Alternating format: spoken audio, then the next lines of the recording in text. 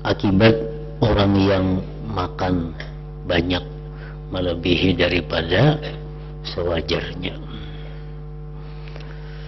Anggota tubuhnya kadang mendukunginya untuk beribadah kepada Allah. Karena apa? Karena mata mengantuk akibat banyak makan, badannya menjadi berat dan lemah.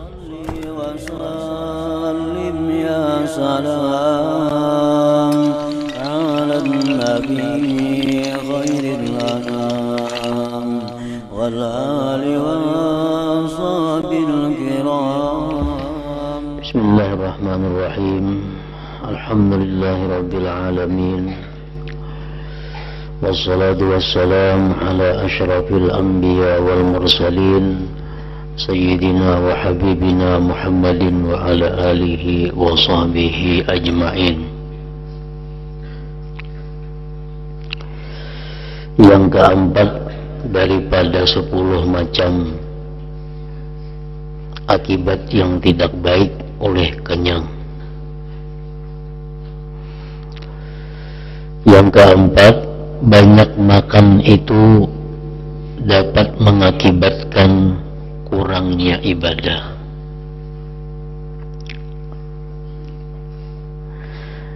Sebab apabila seseorang banyak makannya, tentu menjadi berat badannya, mengantuk matanya, dan kendur anggota-anggota badannya, sehingga tidak bisa menghasilkan apapun, walaupun sungguh-sungguh berusaha, kecuali tidur bagaikan bangkai yang tergeletak di tanah.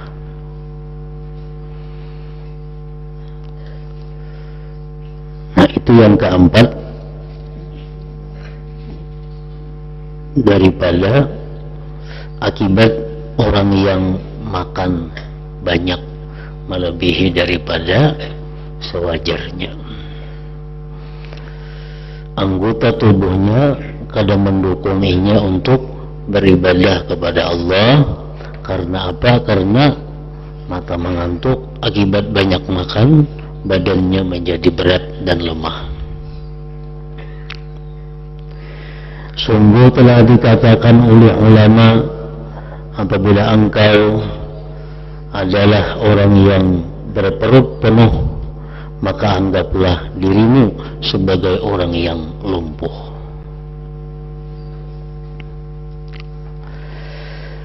Telah dituturkan dari Nabi Yahya bin Zakaria alaihi wassalam. Nabi Yahya bin Zakaria alaihi wassalam, bahwa pernah iblis menampakkan diri kepada beliau dengan membawa tali-tali jerat. Nabi Yahya bertanya, "Hai iblis, apa itu tali-tali jerat tadi?"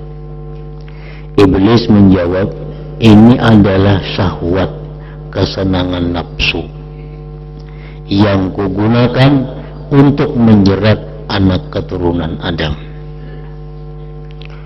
Nabi Yahya bertanya lagi, "Apakah diriku engkau masukkan ke dalam jerat itu?"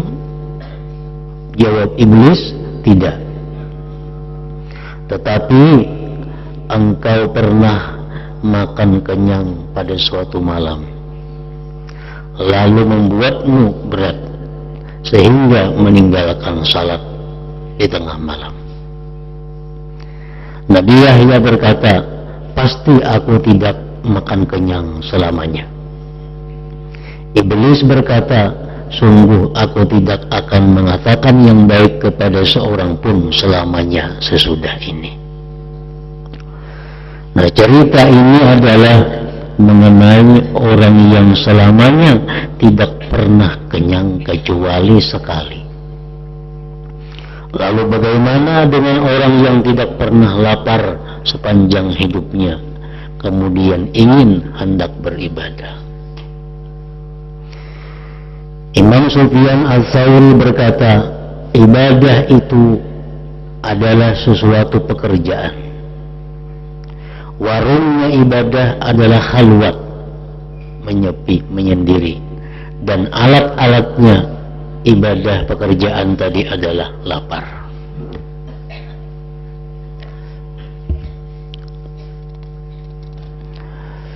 Nah, yang keempat ini kadang kita rasakan kalau kita hanya beribadah itu ala kadarnya. Pengaruh negatif, pengaruh kada baik dari kenyang itu kada kita rasakan bila mana kita kada mempunyai wirid-wirid khusus.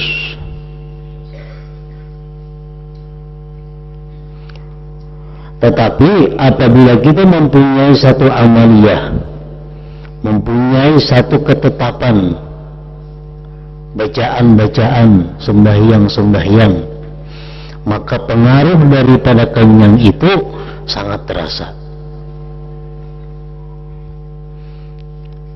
Sebagian di antara manusia ada yang tergolong dalam golongan awam.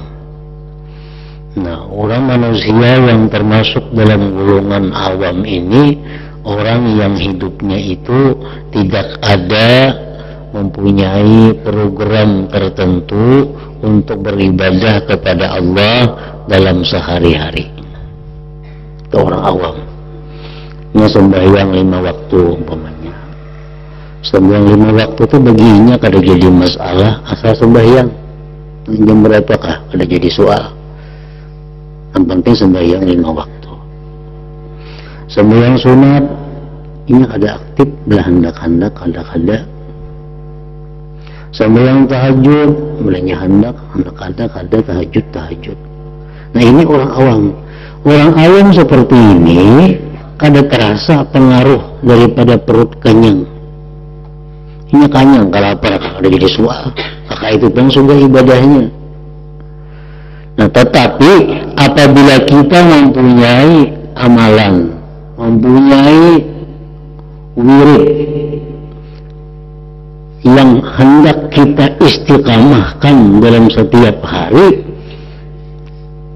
umpamanya kita sudah punya aturan setiap sembahyang zuhur, asar, maghrib, isya, subuh di awal waktu. Kita punya aturan sembahyang sunat, qabliyah, ba'diyah kita laksanakan. Kita punya aturan sembahyang duha kita laksanakan. Kita punya aturan sembahyang awabin kita laksanakan. Kita punya aturan sembahyang witir mesti dilaksanakan. Kita punya aturan di dalam diri kita sembahyang tahajud itu di malam hari umpamanya minimal 1 jam kita gunakan untuk ibadah. Membaca Al-Quran sehari semalaman paling kada 1 juz. Membaca salawat paling kada 1000 sehari. Membaca zikir paling kada 1000 sehari. Nah, kita ulah amalan-amalan khusus untuk diri kita. Nah, bila kita ingin amalan-amalan itu terus terlaksana, nah di situ akan terasa pengaruhnya bagaimana kalau perut kita itu selalu kenyang. Akan terasa ada berat, akan terasa ada malas untuk melakukan ibadah. Tapi kalau perut kita ini kada kenyang, nah di situ akan terasa nyamannya ibadah, nyamannya kita melaksanakan tugas-tugas yang sudah kita tentukan itu. Nah, ini disebut ngarannya orang-orang yang digolongkan salikin. Nah, salikin itu orang yang sudah menjalani jalan yang lurus, orang yang sudah ada punya ketentuan-ketentuan tugas dalam sehari-hari untuk menghadap berkhidmat kepada Allah Subhanahu wa ta'ala.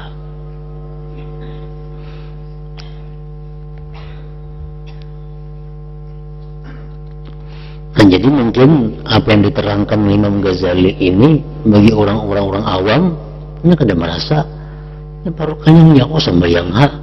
Parut kanyang aku kawajeng baca Yasin kita barak. Kenapa? Karena ini orang-orang awam tuh kada menjadikan ibadah itu sesuatu yang rutin, sesuatu yang konsisten setiap hari, waktunya tepat. Tapi bila kita mengatur diri kita dengan disiplin, nah di situ kita akan merasakan bagaimana perut dalam keadaan kenyang, bagaimana perut dalam keadaan lapar. Imam Syafi'i mengatakan, ujar beliau, hendaknya perut kita itu dibagi, sebagian untuk makanan, sebagian untuk minuman, sebagian untuk pernapasan.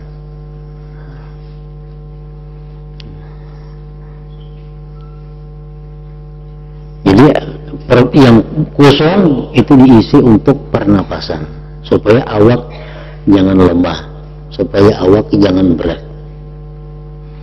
Nah, kalau kita memakai pendapat Imam Syafi'i itu, maka kita akan tergolong dalam golongan orang-orang yang kenyang itu, karena mensisai ada di parut itu sebagian udara. Kalau sampai gulu makan,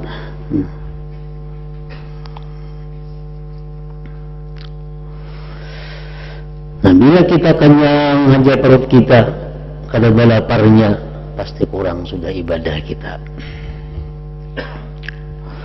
Yang kelima, ujar Imam Ghazali, banyak makan itu bisa menghilangkan rasa manisnya ibadah.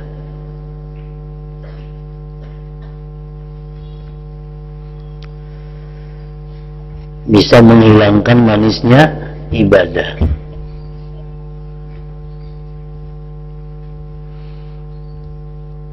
Nah, jadi kita tadi sudah menentukan waktu. Kita menentukan tugas antara maghrib isya ini yang kita baca, sembahyang isya ini yang kita baca, jam 2 ini yang kita baca, ini yang kita amaliyahkan. Kita sudah mengatur program ibadah kita. Bila perut kita kenyang, bisa terbengkalai jadwal ibadah tuh. Bila perut kita kenyang, bisa terbengkalai, mengantuklah mata apalah. Nah, bila kita sayang dengan ibadah itu terbengkalai, kita paksa diri kita, kok kada hendak bang putus ibadahku rutin ini, kita paksa. Nah, akhirnya apa? Kita paksa, baik dipaksa itu, cuma kada merasa manisnya ibadah, kita paksa.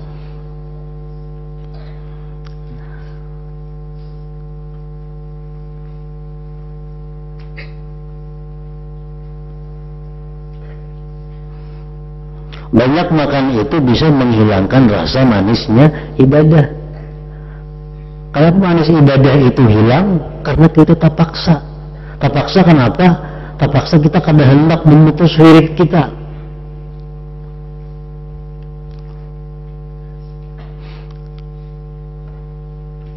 Lalu kita karasi diri kita beribadah supaya kawa istiqamah. Nah, itu bagus saja, cuma dalam pelaksanaannya kita kadang merasa nyaman ibadah itu karena berpaksaan awak lemah akibat kenyang itu.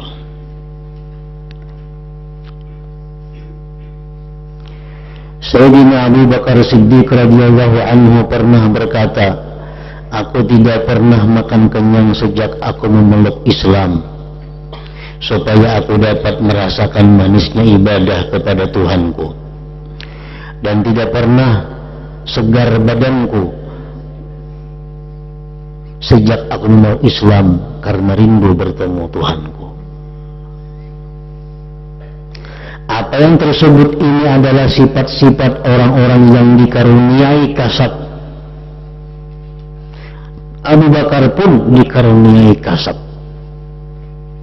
artinya melihat hal-hal yang gaib, melihat hal-hal yang di luar alam nyata ini. Terhadap mukasyafah ini Rasulullah sallallahu alaihi wasallam mengisyaratkan dengan sabdanya, ma fadalakum Abu Bakrin bi fadli saumin wala salatin wa inna ma huwa syai'un yukira fi nafsi. Artinya Abu Bakar tidaklah melebihi kalian sebab puasa atau salat, melainkan karena sesuatu nur yang diletakkan pada hatinya.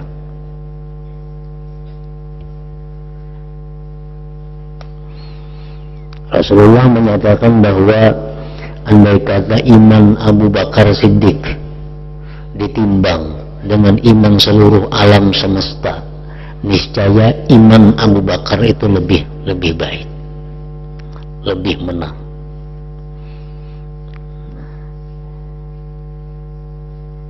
Kenapa Abu Bakar melebihi iman beliau dari iman seluruh alam?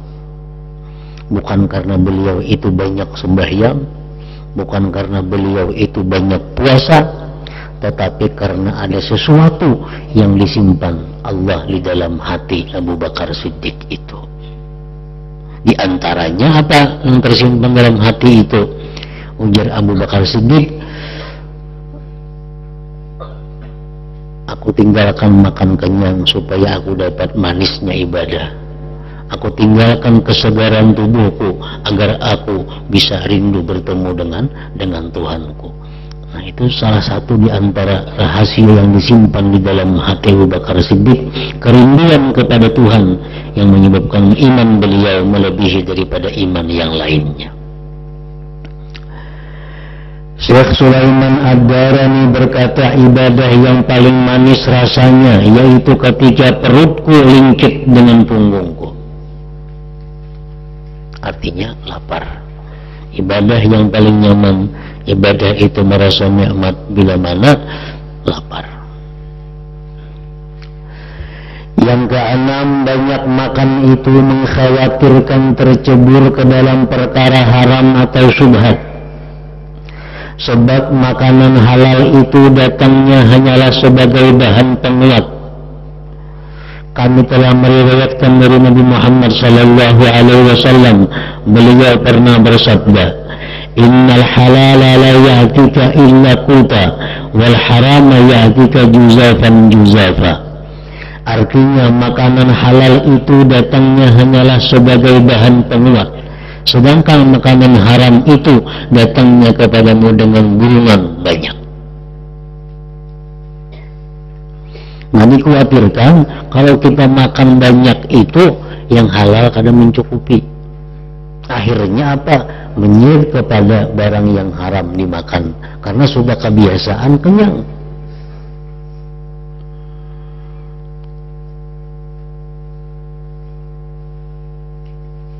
Ini nasi orang diambil, makanan orang dimakan. Kenapa? Karena perut biasa kenyang. Nah, itu dikhawatirkan dengan orang yang suka makan kenyang ini, yang halal kali cukup, yang ingin miliki, ampun orang diambilnya. Yang ketujuh, banyak makan itu menyibukkan hati dan badan untuk menghasilkannya lebih dulu, lalu menyediakannya, kemudian barulah memakannya, lalu mengusungkan daripadanya membuang hajat, lalu selamat dari pengaruh makanan. Seandainya menimbulkan penyakit pada badan, bahkan berbagai cacat dalam masalah ibadah. Rasulullah SAW bersabda, aslu kulli da'in al-baradah at-tuhmah wa aslu kulli dawa'in al-azmah. Artinya asal segala penyakit adalah kekenyangan dan pokok semua obat adalah lapar dan berpantang.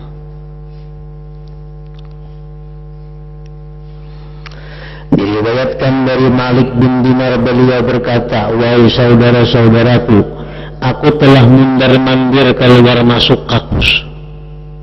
Kebanyakan makan, bulang-bulik, hingga aku malu kepada Tuhanku lantaran banyak makan.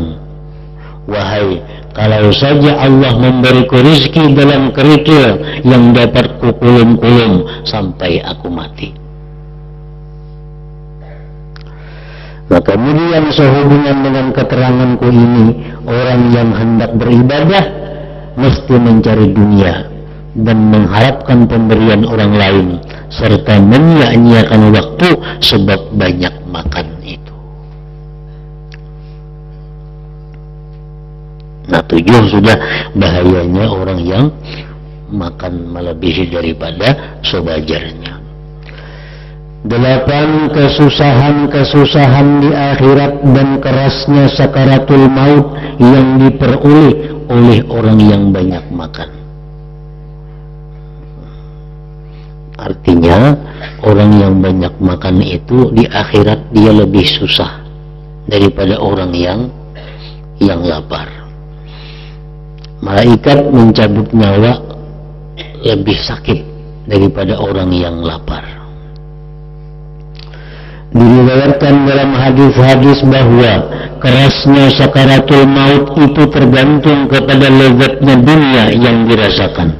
Jadi barang siapa memperbanyak bersenang-senang di dunia ini, maka akan banyak pula kepedihan yang dirasakan pada waktu sakaratul maut. Artinya sakitnya mati itu tergantung kesenangannya di dalam dunia. Orang yang dalam dunia bersenang-senang itu matinya lebih sakit. Yang ke-9 berkurangnya ganjaran di akhirat. Allah Ta'ala berfirman, azhabtum tayyibatikum fi hayatikumud dunya wastamta'tum biha falyawma tujzawna 'adzabal hun bima kuntum tastakbiruna fil ardi bighairi haqq wa bima kuntum tafsukun. Artinya, kalian telah menghilangkan keenakan-keenakan kalian dalam kehidupan kalian di dunia, dan kalian telah bersenang-senang dengannya, maka sekarang kalian dibalas siksa kehinaan sebab kalian sombong di bumi tanpa ada hak dan sebab kalian fasik. Nah, artinya apa? Orang-orang yang di dalam dunia ini selalu mencari kesenangan-kesenangan dunia, akhirnya ibadahnya lalai kepada Allah, ibadahnya kurang kepada Allah karena kesibukan mencari kesenangan dunia. Nah, di akhirat kaina tentu kesenangannya akan kurang. Di akhirat tentu kebahagiaannya akan kurang. Kenapa? Karena di dalam dunia waktunya dihabiskan untuk mencari kesenangan-kesenangan duniawi. Sesungguhnya lah kenyamanan yang engkau peroleh di dunia itu bisa mengurangi keenakan di akhirat.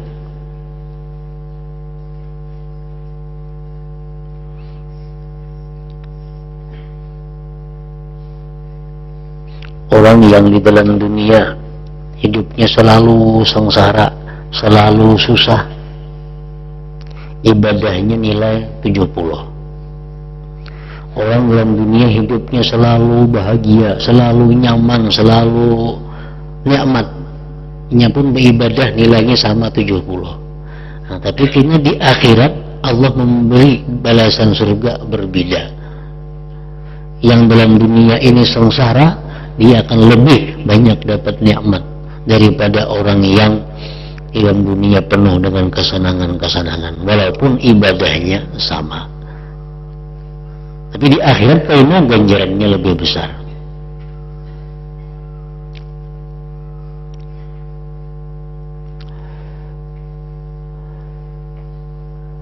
Sehubungan dengan makna ini, ketika Allah Ta'ala menawarkan dunia kepada Nabi kita Muhammad sallallahu alaihi wasallam, dia berfirman, la ankusuka min akhiratika syai'a. Artinya aku tidak akan mengurangi ganjaran akhiratmu sedikit pun.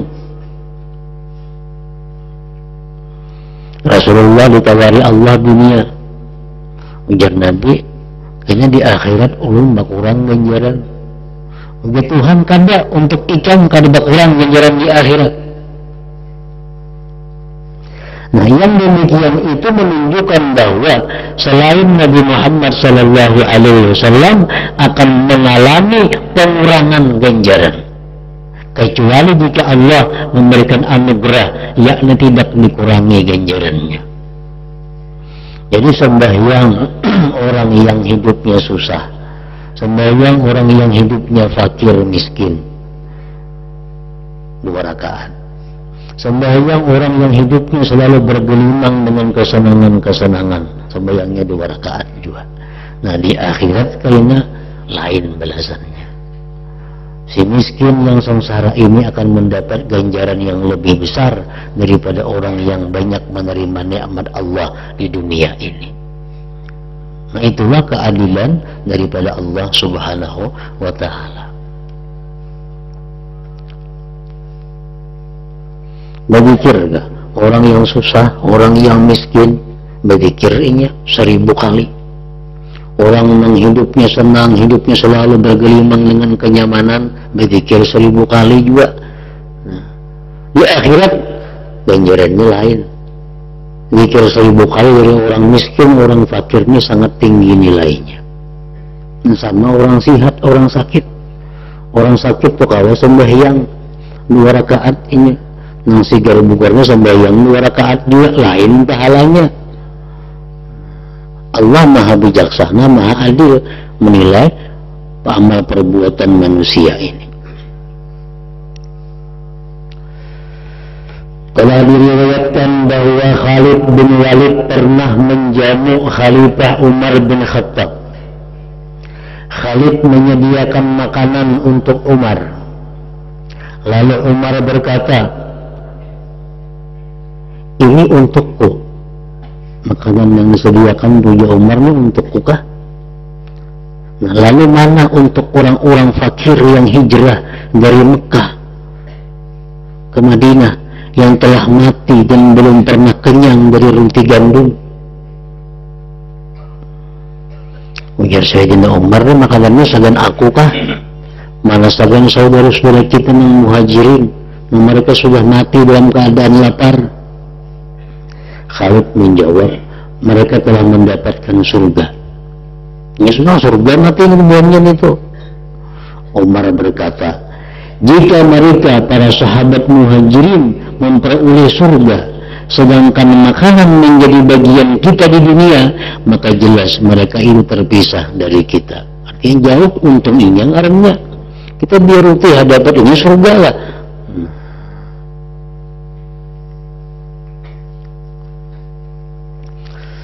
Diriwayatkan bahwa Umar radhiyallahu anhu pernah dahaga pada suatu hari. Lalu beliau meminta air. Seseorang menghaturkan kepada beliau wadah yang berisi air yang di dalamnya terdapat rendaman kurma. Ketika Umar mendekatkan wadah itu ke mulutnya, maka beliau merasakan air itu dingin lagi manis. Lalu beliau menahan wadah itu seraya berdesah. Lelaki yang memberikan minuman itu berkata, "Wahai Amirul Mukminin, demi Allah, minuman itu telah kubuat semanis-manisnya." Umar berkata, "Manis itulah yang mencegahku dari minum. Celaka kau. Seandainya tidak ada akhirat, tentu aku ikut-ikutan mengurusi kenyamanan hidup di dunia bersama-sama kalian."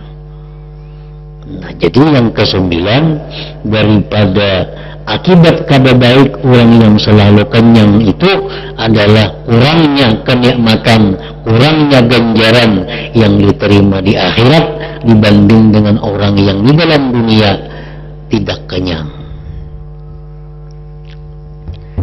Yang ke-10 yang terakhir, akibat buruk daripada kenyang, ditahan dan dihisap, dicela dan dijelik-jelikkan karena meninggalkan tata kerama dalam hal mengambil kelebihan dan mencari-cari apa yang menjadi kesenangan nafsu.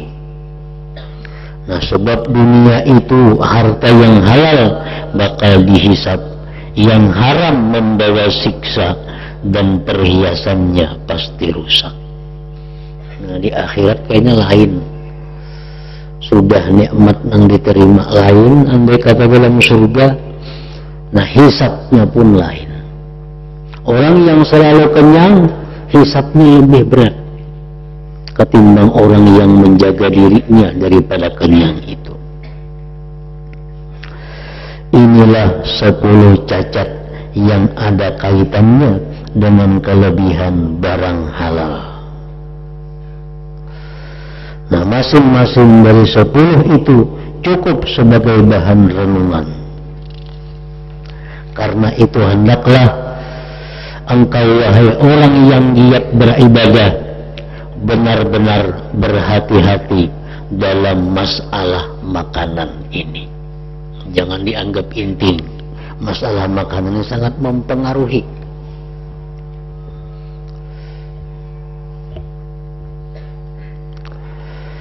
Agar tidak terjerumus ke dalam perkara haram atau syubhat sehingga mengakibatkan engkau menghadapi siksa Allah Subhanahu wa ta'ala. Jika dapat mencukupkan diri dengan barang halal sebagai persiapan kepada Allah Ta'ala, maka janganlah sampai terjerumus ke dalam perbuatan jelek yang akhirnya engkau tidak bisa taat kepada Allah Ta'ala. Yang haram, yang syubhat, kalau kita mengetahui, jangan diulah makanan. Yang halal, jangan berlebih-lebihan. Nah, perut kita ini ada aturannya. Kayak tangki motor juga ada aturannya, seapa muatnya yang sampai lintas. Nah, demikian itu perut yang kenyang akan mengakibatkan malas beribadah. Kalau kada malas dipaksa beribadah, akan kada merasakan nyaman dan nikmatnya beribadah. Walhasil orang yang perutnya itu kada pernah lapar, orang yang perutnya selalu kenyang, kada kawa istiqamah beribadah. Kada kawa rutin, kada kawa lurus ibadahnya, mesti ada singgahnya, mesti ada perainya. Nah, kalau kada perai, kada merasakan nyaman dan manisnya ibadah itu. Nah, wallahu waliyut taufik. Hingga situ dulu, seandainya Anda meminta.